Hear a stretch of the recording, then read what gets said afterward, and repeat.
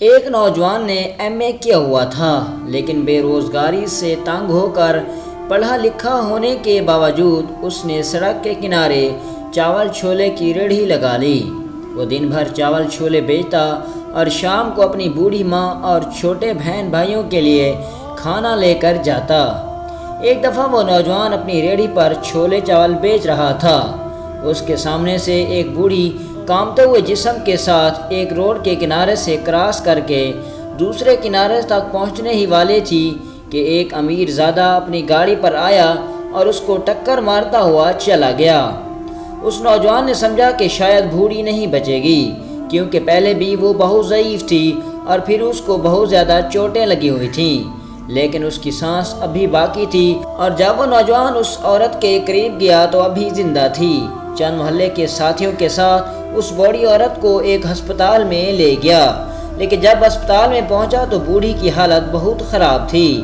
ڈاکٹروں نے اسے کہا کہ یہ تمہاری کون لگتی ہے؟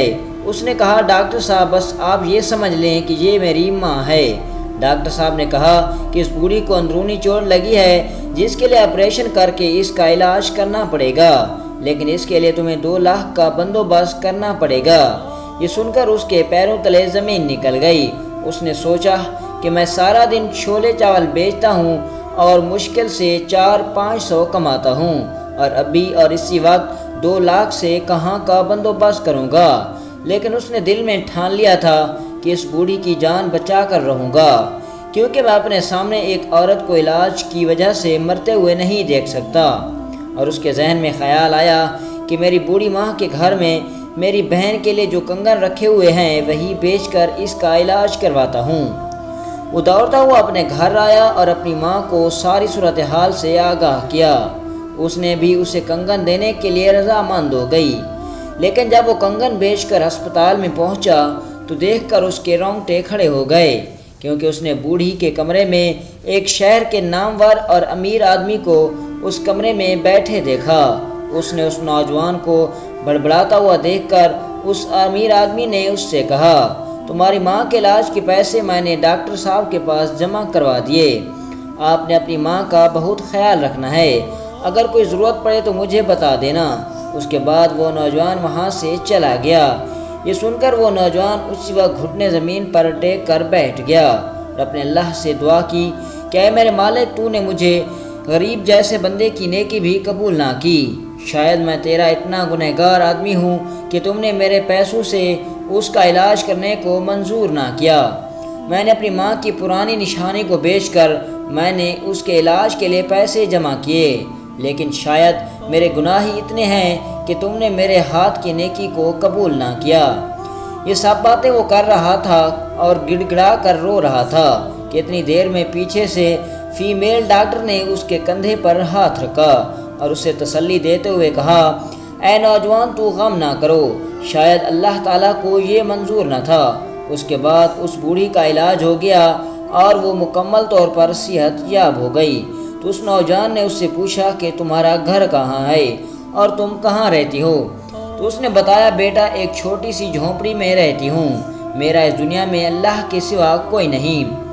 یہ سن کر وہ نوجوان اس کو اپنے گھر لے گیا اور اپنی ماں کو کہا، امی جی تم نے اس کا بہت خیال رکھنا ہے۔ پھر چند دن بعد اس نے کہا کہ میں نے جو وہ کنگن بیچے تھے، لیکن اس سے پہلے کسی اور نے بوڑھی ماں کا علاج کروا دیا۔ اگر آپ اجازت دیں تو میں ان پیسوں سے اپنے کاروبار کو بڑھانا چاہتا ہوں، اور جب میں اتنے پیسے کما لوں گا تو پھر میں اپنی بہن کے لیے دوبارہ کنگن بنوا دوں گا۔